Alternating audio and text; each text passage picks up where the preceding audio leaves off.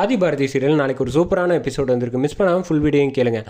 ஆதிக்கிட்ட வந்து பாரதி சொல்லிகிட்டு இருக்காங்க, தயவு செஞ்சு இதை பற்றி பேசாதீங்க, எக்காரணம் கொண்டும் வந்து உங்களை வந்து தமிழ் வந்து அப்பாவாக ஏற்றுக்கவே மாட்டான் அப்படின்னு சொன்னோன்னே ஆதி சொல்கிறாப்புல, நீங்கள் அப்படி நினைக்கிறீங்க, நிச்சயமாக வந்து என்னை ஏற்றுப்பா, அப்படி ஏற்றுக்கிட்டா உங்களுக்கு எந்த பிரச்சனையும் இல்லையே அப்படின்னு சொன்னோன்னே பாரதி வந்து அங்கேருந்து எந்திரிச்சு போயிடுறாங்க. எந்திரிச்சு போகிறப்ப கரெக்டாக வந்து ஆதி வந்து பாரதி கையை பிடிச்சி நிப்பாட்டுறாங்க. நிப்பாட்டினோன்னே, பாரதி உங்களை வந்து இப்போ பிடிச்சிருக்கேன் பார்த்தீங்களா, அதே மாதிரி வாழ்க்கை பூரா கையோடு பிடிச்சிருக்கணும்னு நான் நினைக்கிறேன். உங்களை வந்து பிடிச்சிருக்கிறதுக்கான காரணம் வந்து எனக்கு என்னன்னே தெரியல இப்போ வரைக்கும். உங்களுக்கே வந்து கூடி சீக்கிரம் காலம் வந்து பதில் சொல்லும். நான் வந்து தமிழ் வந்து ஒரு வேளை வந்து என்னை வந்து அப்பாவாக ஏற்றுக்கிட்டா, அப்படி ஏற்றுக்கவே மாட்டா அப்படின்னு சொல்கிறாங்க. அதை நீங்கள் கவலைப்படாதீங்க, அவள் வந்து கண்டிப்பாக தமிழ் வந்து என்னை அப்பாவாக ஏற்றுப்பா. அப்படி ஏற்றுக்கிட்டான்னா நிச்சயமாக வந்து உங்களுக்கு எந்த தயக்கமும் இருக்கக்கூடாது. உங்கள் 2 பேரும் வந்து என்னோடய சொத்து, நான் அதை முழுசாக உணர்ந்துட்டேன், நீங்களும் கூடி சீக்கிரம் உணர்வீங்க, அந்த காலம் வெகு தூரத்தில் இல்லை அப்படின்னு சொல்லிட்டு கையை மெதுவாக விடுறாங்க.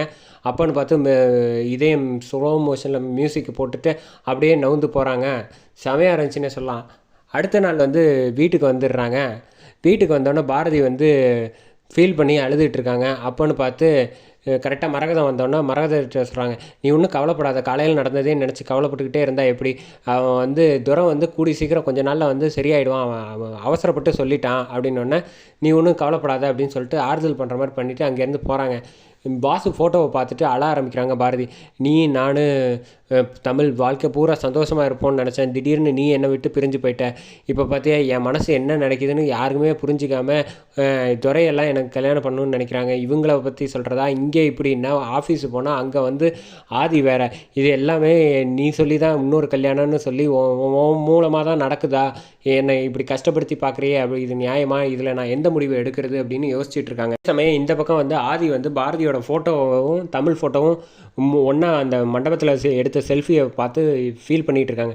பாரதி, நான் ஒன்று சொல்லட்டுமா, எனக்கு வந்து எவ்வளவோ பொண்ணை வந்து பார்த்துருக்கேன், ஆனால் வந்து ஒன்றை மட்டும்தான் பிடிக்குது, அதுக்குண்டான காரணம் என்னங்கிறது எனக்கு இப்போ வரைக்கும் தெரியல தெரியுமா, நானும் அதை தான் தேடிக்கிட்டு இருக்கேன் அப்படின்னோடனே, என்னடா இன்னமும் அந்த ஃபோட்டோவையே பார்த்துக்கிட்டு இருக்க அப்படின்னு கேசவன் வந்து கேட்க ஆரம்பித்தாங்க. உனக்கே தெரியும்ல, நான் சின்ன வயசுலேருந்தே ஸ்வேதா தான் கல்யாணம் பண்ணிக்க போகிறேன்னு சொல்லி வளர்த்தாங்க.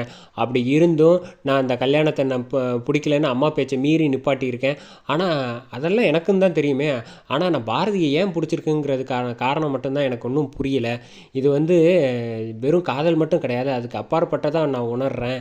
ஆனால் அந்த உணர்வு தான் என்னங்கிறதே எனக்கு புரியவே இல்லை. அவங்க 2 பேரும் என்னோட கூடவே இருந்து வச்சு பார்த்துக்கணுன்னு என் மனசு ஒவ்வொரு செகண்டும் சொல்லிக்கிட்டே இருக்குது அப்படின்னோடனே, சரி ஃபீல் பண்ணாத, எதுவாக இருந்தாலும் பார்த்துக்கலாம் அப்படின்னோடனே, நிச்சயமாக அவங்க புரிஞ்சுக்கிட்டு என்னை கல்யாணம் பண்ணிப்பாங்க, அது எனக்கு அந்த நம்பிக்கை இருக்குது அப்படின்னு ஃபீல் பண்ணி சொல்லிக்கிட்டு இருக்காங்க. அதே சமயத்தில் ஆஃபீஸ்க்கு வந்துடுறாங்க நம்ம பாரதி.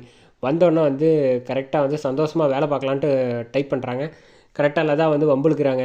ஆமாம், அன்றைக்கி பார்க்கில் என்ன நடந்துச்சு அப்படின்னு சொல்லு அப்படின்னோடனே, ஏற்கனவே ஆஃபீஸில் நிறைய தப்பு பண்ணிட்டேன், அந்த வேலையை முடிக்கணுட்டு தான் வரேன், நீ வேறு அதை ஏன் கேட்குற அப்படின்னோடனே, ஏன் உனக்கு தெரியாதா அப்படின்னா, தெரியும், பட் அதான் தெரியுங்கிறல்ல, அப்புறம் எதுக்கு அதை பற்றி பேசிகிட்டு இருக்க, உன் வாழ்க்கை நல்லா இருக்கணும், நீ வந்து கேவலம் அந்த துறையை கல்யாணம் பண்ணிக்கணும்னு நினைக்கிற, தமிழை பார்த்துக்கணுன்னு, ஏன் தமிழ் வந்து ஆதியை ஏற்றுக்க மாட்டாளா, நிச்சயமாக ஏற்றுப்பா அப்படின்னு. ஃப்ரெண்டாக ஏற்றுக்கிறதுங்கிறது வேறு, அப்பாவாக ஏற்றுக்கிறதுங்கிறது வேறு, அது நடக்காது நீ எப்படி சொல்கிற, நிச்சயமாக நடக்கும். உன்னையும் தமிழையும் வந்து ஆதி நல்லபடியாக பார்த்துப்பாங்க, உனக்கு ஒரு நல்ல வாழ்க்கை அமையணுன்ட்டு தான் நானும் எதிர்பார்த்துக்கிட்டு இருக்கேன், ஆனால் நீ தான் கொஞ்சம் கூட புரிஞ்சிக்க மாட்டேங்கிற அப்படின்னொன்னே, இதை பற்றி இப்போ பேச வேணாம், அது நடக்கிறபடி நடக்கட்டும் அப்படின்னு சொல்லிட்டு வேலையை பார்க்க ஆரம்பிச்சிடுறாங்க. பார்த்துக்கிட்டு இருக்கப்போ தான் அவங்களுக்கு டக்குன்னு ஸ்ட்ரைக் ஆகுது, பேங்க்குக்கு போகணும் அப்படின்ட்டு. சரி, நான் முக்கியமான ஒரு வேலை கொடுத்துருந்தாங்க, பேங்க்கு போகாமல் விட்டுட்டேன், அதை போய் நான் பார்த்துட்டு வந்துடுறேன்னு ஃபோனை அங்கேயே வச்சுட்டு போயிடுறாங்க. ஃபோனை எடுத்துகிட்டு வந்து கரெக்டாக வந்து லதா வந்து ஃபோன் அடிச்சுக்கிட்டே இருக்குது ஸ்கூல்லேருந்து. அப்போன்னு பார்த்து என்ன பண்ணுறதுனே தெரியாமல் யோசிச்சுட்டு இருக்கப்ப ஒரு தடவை அட்டன் பண்ணி பேசுவோம் அப்படின்ட்டு பேசுகிறப்ப ஸ்கூலில் ஒரு பிரச்சனையாக இருக்குது, தமிழ் வந்து சீக்கிரம் வாங்க அப்படின்னு சொன்னோன்னா ஃபோனை வச்சிடுறாங்க. ஐயோ, இப்போ வந்து நான் அவளுக்கும் ஃபோன் பண்ணி சொல்லணுன்னா ஃபோனை வச்சுட்டு போயிட்டா எப்படி கான்டாக்ட் பண்ணுறதுனே தெரியலன்னு பதட்டத்தில் குறுக்க மறுக்க நடந்துகிட்டு இருக்காங்க. அந்த சமயத்தில் கரெக்டாக ஆதி வந்துடுறாப்புல.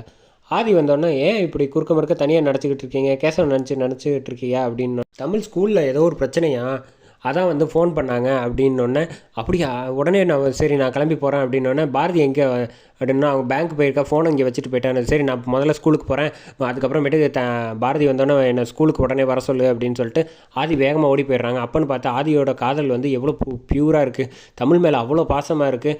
ஆனால் இதை வந்து பாரதி புரிஞ்சிக்கவே மாட்டேங்கிறாளே, நமக்கு ஒன்றுன்னா ஓடி போகிற ஆள் கிடைக்கிறதே கஷ்டம், அது புரிஞ்சிக்க மாட்டேங்கிறான்னு கரெக்டாக பாரதி வராங்க. வந்தோடனே தமிழ் ஸ்கூலில் ஏதோ ஒரு பிரச்சனையா என்னன்னு தெரில, அதனால் ஆதி வேகமாக போயிருக்காப்புல, நீயும் வந்தோடனே வர சொல்லியிருக்காங்க அப்படின்னோடனே ரொம்ப பதட்டத்தில் பயப்படுறாங்க. ஒன்றும் பயப்படாத, தைரியமாக நீ கிளம்பிப்போ அப்படின்னோடனே லதா வந்து சொல்கிறாங்க. அப்போ தான் நீ கவலைப்படாத பாரதி, ஆதி 2 பேரையும் வந்து ஒன்று சேர்க்கறதுக்காக வந்து தமிழே உங்களை 2 பேரையும் ஒன்று சேர்த்து வைப்பா, அதை விதியை யாராலையும் மாற்ற முடியாதுன்னு லதா நினைக்கிறாங்க. அதோட எபிசோட சூப்பராக முடிக்கிறாங்கன்னே சொல்லலாம்.